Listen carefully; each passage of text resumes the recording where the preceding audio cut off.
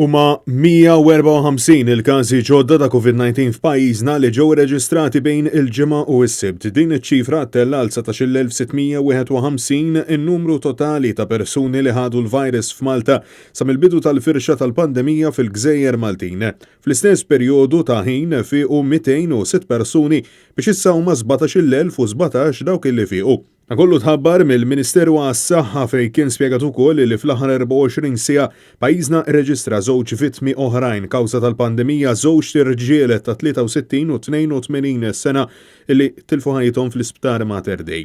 Il-total ta' vittmi tal-COVID-19 f'pajjiżna issa jammonta għal 290 bi 23 minnhom matul ix-xahar ta' frar s'issa. Bekk il-każi attivi issa jammontaw għal 2344. Ta' fil-waqt li matul il-jum tal-ġimgħa ingħataw 2130 vaċċina b'919 jingħataw it-tieni doża. Sa dan it-tant itħassib dwar il-firxa tal-varjant tar-Renju Unit f'pajjiżna qed jiżdied jum wara l-ieħor kif f'ġimgħa kienu reġistrati 21 każ ġdid pożittivi għal varjant Brittaniku.